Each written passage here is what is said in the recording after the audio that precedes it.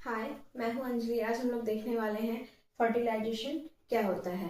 ये है reproduction in plants का पार्ट 6। रिप्रोडक्शन इन प्लांट्स का पार्ट 5 में हम लोग देख चुके हैं कि पोलिनेशन क्या होता है। पोलिनेशन क्या होता था?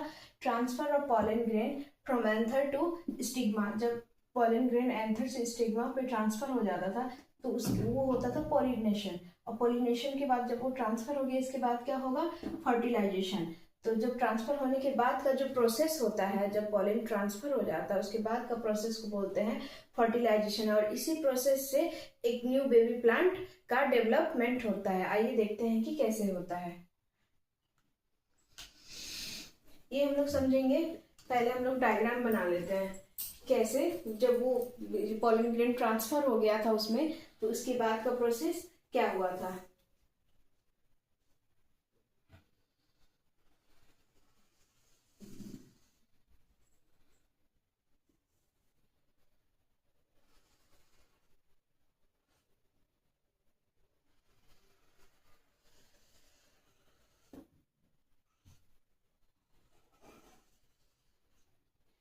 ये था स्टिग्मा।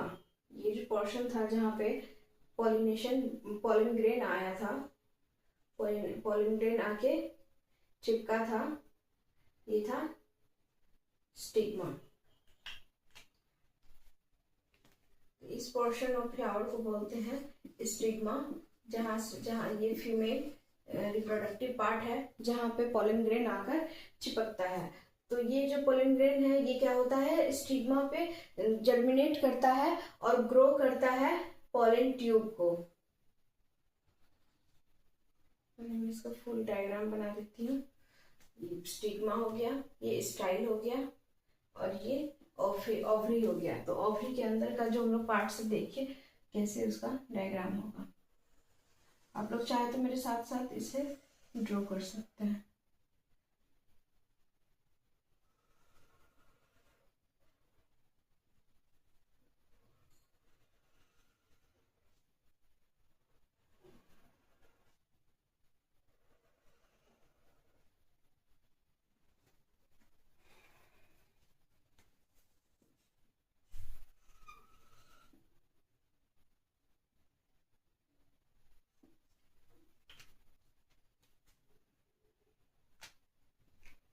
ये है स्टिग्मा। ये जो ओवरी होता है, ओवरी के अंदर ये जो पोर्शन होता है ये होता है ओव्यूल। ये जो पोर्शन देख रहे हैं ये पोर्शन, इस पोर्शन को बोलते हैं ओव्यूल। ओव्यूल कंटेंट करता है एक सेल को,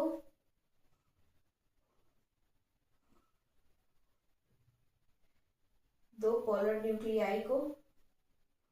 मतलब जो ओव्यूल के सेंटर में दो सेल प्रेजेंट होते हैं जिसको बोलते हैं पोलर न्यूक्लियाई, और इधर इस साइड में प्रेजेंट होते हैं एंटीपॉडल सेल। तो हम लोग इसे नोट डाउन कर लेते हैं इसका नेमिंग। ये था ओव्यूल। जो इम्पोर्टेंट है इस टॉपिक में मैं उसी को डायग्राम के थ्रू दिखाऊंगी। ये जो पूरा पोर्शन है ये है ओव्यूल। सेंटर में प्रेजेंट है पोलर न्यूक्लियाई, और ये जो ऊपर वाला एक है यहाँ पे देखिए 3 सेल्स प्रेजेंट है। ऊपर वाले सेल्स को बोलते हैं एग सेल, जो कि फीमेल रिप्रोडक्टिव पार्ट है। और ये जो नीचे में ये 2 सेल्स है ये है सिनर्जिड्स। ये अभी के टॉपिक के लिए ये उतना इम्पोर्टेंट नहीं है। सिनर्जिड्स बस हेल्प करता है एक सेल को कि वो अपने प्लेस पे रहे और उसे न्यूट्रिशन प्रोवाइड करता है। ये है एग सेल। अब ये पोर्शन को बोलते हैं, इस पोर्शन को बोलते हैं स्टाइल। इतना तो हम लोग कल भी समझ गए थे कि ये स्टिग्मा है। ये ऊपर वाले पोर्शन को स्टिग्मा बोलते हैं, इस पोर्शन को स्टाइल बोलते हैं, और ये जो पूरा पोर्शन है इसे बोलते हैं, इस पोर्शन को बोलते हैं, ये जो अंदर से स्टार्ट हो रहा है इसे बोलते हैं ओवरी। ये जैसे हम लोग जानते हैं कि स्टिग्मा, स्टाइल और ओवरी मिलकर पिस्टल फॉर्म करते हैं जो कि फीमेल रिप्रोडक्टिव पार्ट है। तो जैसे कि पोलन ग्रेन यहाँ पे आके चिपकता है, ये 3 जो है ये पोलन ग्रेन है, ये है पोलन ग्रेन। वो प्लांट के एंथर पार्ट से स्टिग्मा पे आके चिपक जाता है, मतलब मेल पार्ट से फीमेल पार्ट पे आके चिपकता है और वो जर्मिनेट करता है और ग्रो करता है। सारे पोलन ग्रेन जर्मिनेट करते हैं और ग्रो करना चाहते हैं, बट कुछ कुछ ही पोलन ग्रेन ऐसे होते हैं जो ग्रो कर पाते हैं। ये जर्मिनेट करके ग्रो करते हैं ऐसे थिन ट्यूब, और जाके कनेक्ट हो जाते हैं ओव्यूल से। ये पोलन ग्रेन जब ग्रो करते हैं ऐसे पोलन ट्यूब, ये पोलन ट्यूब के जैसा ग्रो करते हैं और जाके ओव्यूल के साथ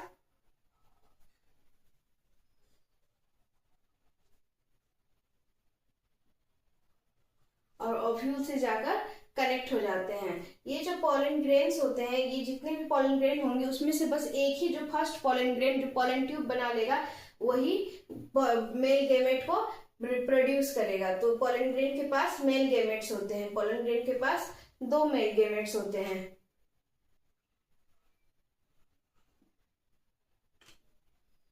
तो ये 2 क्या है, ये मेल गैमेट्स।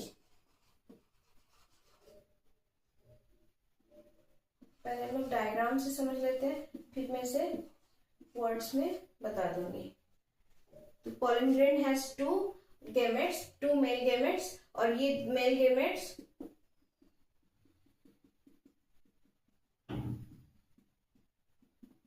ओव्यूल के पास जाता है, क्योंकि यहाँ पे 2 है। तो पहला जो मेल गैमेट होता है वो फ्यूज करता है एग सेल के साथ, और एक जो मेल गैमेट होता है वो फ्यूज करता है पोलर न्यूक्लियाई के साथ। पहला जो मेल गैमेट है वो फ्यूज करता है एक सेल के साथ और फॉर्म करता है जाइगोट, और दूसरा जो मेल गैमेट है वो फ्यूज करता है पोलर न्यूक्लियाई के साथ और फॉर्म करता है एंडोस्पर्म। तो जो गैमेट आफ्टर फ्यूजन एक सेल, जब एक सेल फ्यूज होता है मेल गैमेट के साथ तो ये फॉर्म करता है जाइगोट, और पोलर न्यूक्लियाई फॉर्म करता है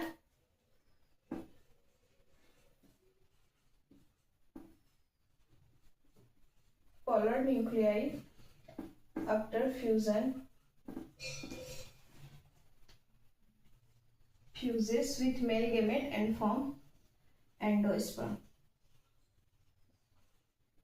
एंडोस्पर्म मेनली जाइगोट को न्यूट्रिशन प्रोवाइड करता है।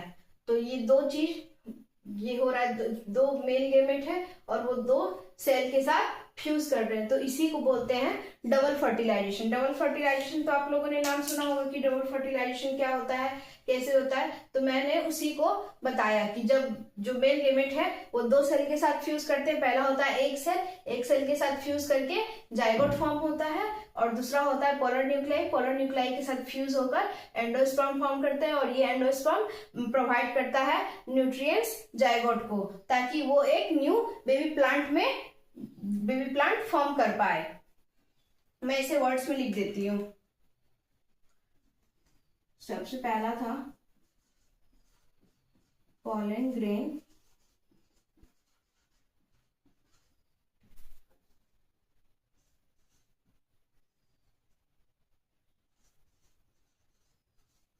Comes on stigma. सबसे पहले तो पोलन ग्रेन आके स्टिग्मा पे चिपकता है,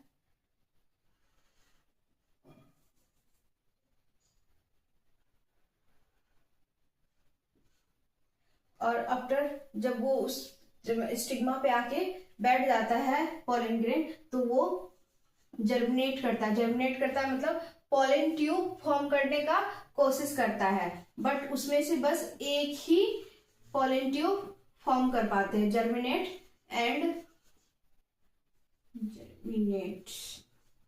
and grow A pollen tube. ये जो स्ट्रक्चर है ये है पॉलन ट्यूब। जब ये पॉलन ट्यूब फॉर्म होता है तो ये pollen tube reach ovule. Ovule content करता है, ये पॉलन ट्यूब रीच करता है मतलब पहुंचता है ओव्यूल के पास, और ओव्यूल कंटेन करता है egg cell plus polar nuclei. यहाँ पे 2 पोलर न्यूक्लियाई होते हैं, यहाँ पे 2 ऐड कर लीजिएगा। 2 polar nuclei contains 2 polar nuclei. तो जब ये पॉलन ट्यूब रीच कर जाएगा ओव्यूल के पास, जो कि इतना कंटेंट करता है, तो after fusion fuses with male gamete और फॉर्म करेंगे, और एक सेल फॉर्म करेगा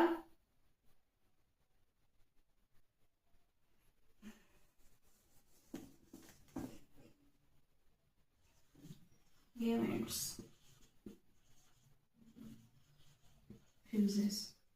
आफ्टर फ्यूजन एक सेल फॉर्म करेगा जाइगोट और एम्ब्रियो, और पोलर न्यूक्लियाई फॉर्म करेगा एंडोस्पर्म। ये एंडोस्पर्म प्रोवाइड करेगा एम्ब्रियो को न्यूट्रिशन, और वो जाइगोट फॉर्म होगा उससे। जब वो डेवलप करेगा तो जाइगोट फॉर्म होगा। और मैं आगे का प्रोसेस इधर लिख देती हूँ। और ये जाइगोट फॉर्म करेगा बेबी प्लांट को।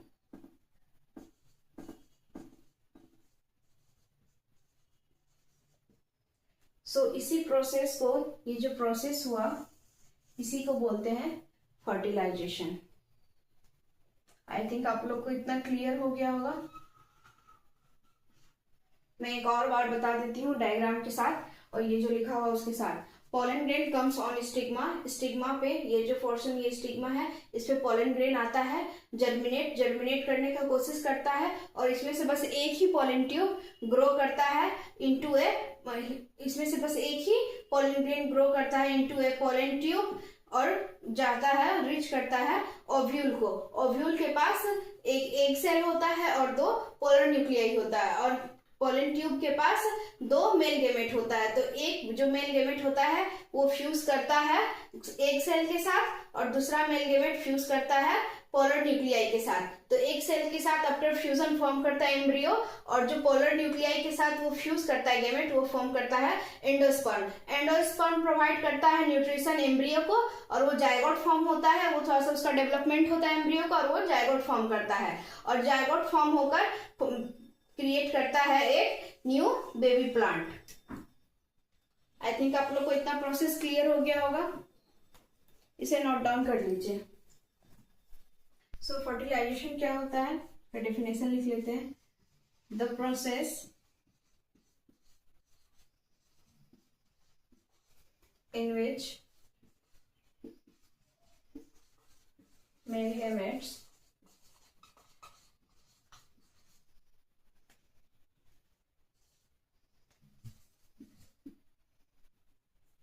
fuses with female gametes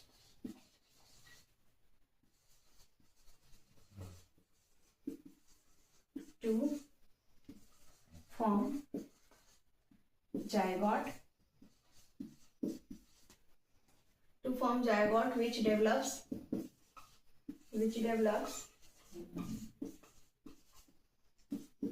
into embryo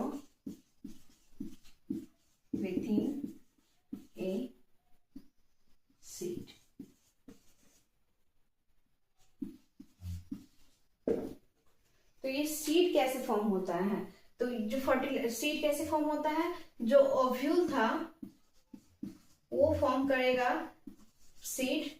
जब फर्टिलाइजेशन हो जाएगा, जब दो मेल गैमेट का फ्यूजन हो जाएगा, उसके बाद ओव्यूल सीड का फॉर्मेशन करेगा और ओवरी जो था वो फॉर्म करेगा फ्रूट। तो ओवरी फ्रूट फॉर्म करता है, फ्रूट में डेवलप हो जाता है और ओव्यूल सीड में डेवलप हो जाता है। और इसी सीड के अंदर ये एम्ब्रियो, ये जायगोट डेवलप करता है इनटू एम्ब्रियो। इससे पहले मैंने गलती से बता दिया था कि वो जायगोट एम्ब्रियो फॉर्म होता है और वो जायगोट बनता है, बट ऐसा नहीं होता है। जायगोट फॉर्म होता है और वो विथ हेल्प ऑफ जो उसके साथ एंडोस्पर्म्स रहता है, एंडोस्पर्म जो उसको न्यूट्रिशन प्रोवाइड करता है। तो वो जायगोट जो एम्ब्रियो था, जो जायगोट था, मैं इसमें थोड़ा सा कंफ्यूज हो गई थी, जायगोट प्लस एंडोस्पर्म, आप लोग उसे ठीक कर लीजिएगा। Zygote plus endosperm forms embryo with in a seed, seed के अंदर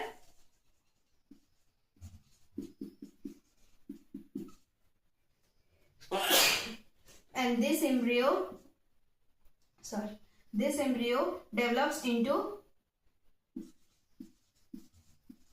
baby plant। आई थिंक अब आप लोग को क्लियर होगा।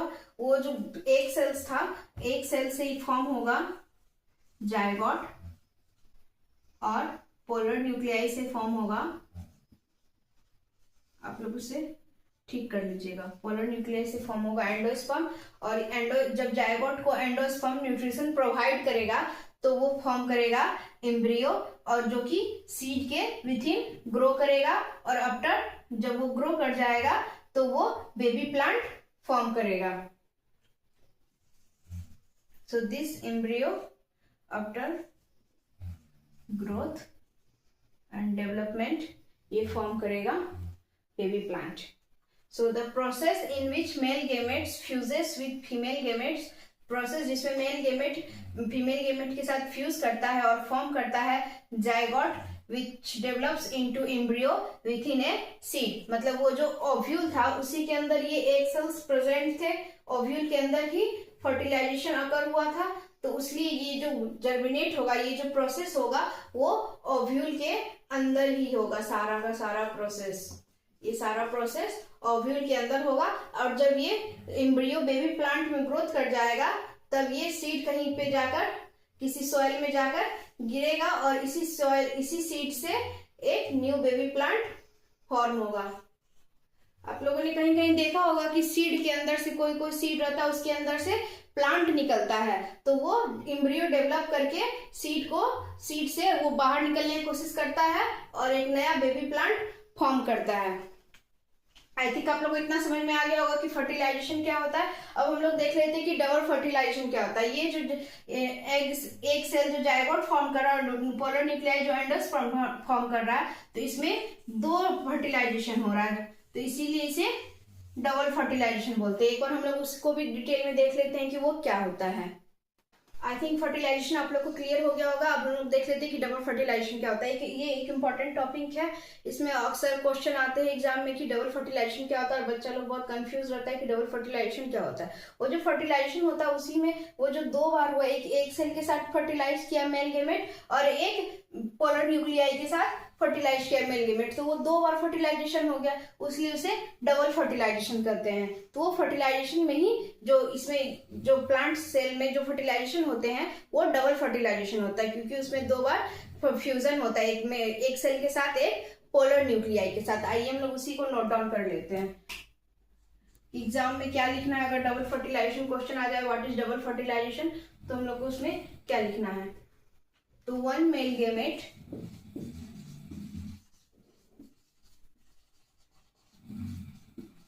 फ्यूजेस, दो मेल गेमेट होता है, एक फ्यूज करता है, फ्यूजेस विथ एक सेल के साथ फ्यूज करता है टू फॉर्म जायगोट। एक जो मेल गेमेट है वो फ्यूज करता है एक सेल के साथ और फॉर्म करता है जायगोट। तो ये एक फर्टिलाइजेशन हो गया जिसमें एक मेल गेमेट जो है एक सेल के साथ फ्यूज कर रहा है, तो एक फर्टिलाइजेशन हो गया। अब ये दूसरा फर्टिलाइजेशन होगा जिसमें other one male gamete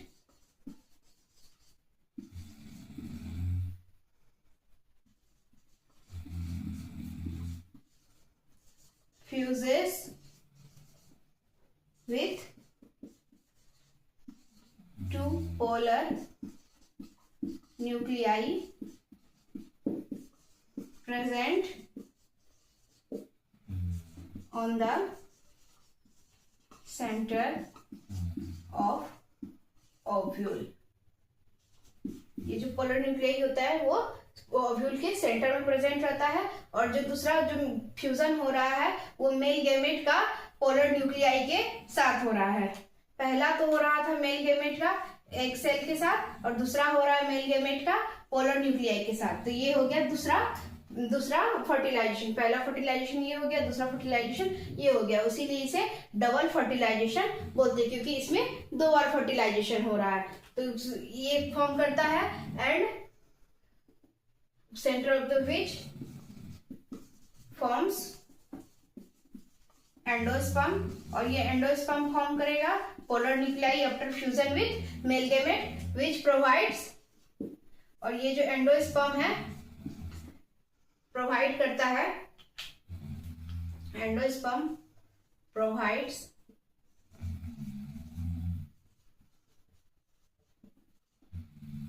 nutrition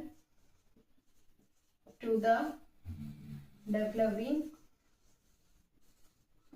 embryo।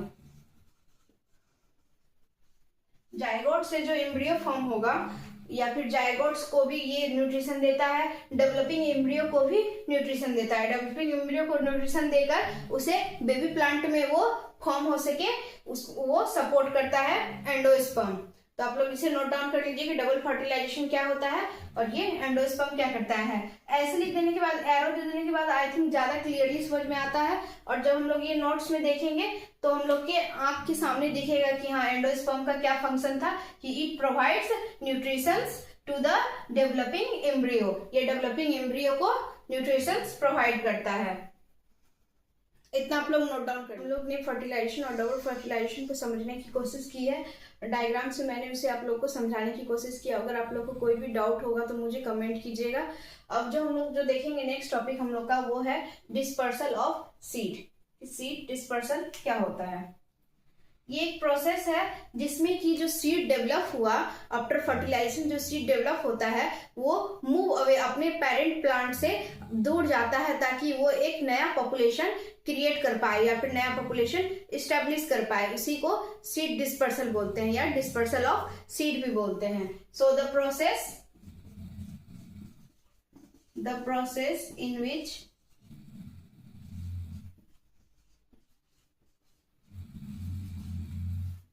Plant seed, plant का जो सीड होता है, प्लांट सीड मूव अवे, वो दूर जाता है अपने, move away from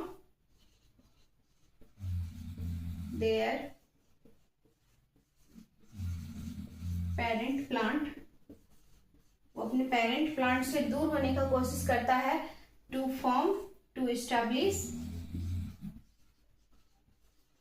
establish a new population, ताकि वो एक न्यू प्लांट के जैसा या न्यू पॉपुलेशन अपना फॉर्म कर पाए। इसलिए वो जो सीड होता है वो अपने पेरेंट प्लांट से दूर होने का कोशिश करता है, तो इसी को बोलते हैं। So this process is called as dispersal of seed और सीड डिस्पर्सल। तो ये 4 मेथड से होते हैं। ये जो सीड डिस्पर्सल होता है वो मेनली 4 मेथड से होते हैं। सो मेथड्स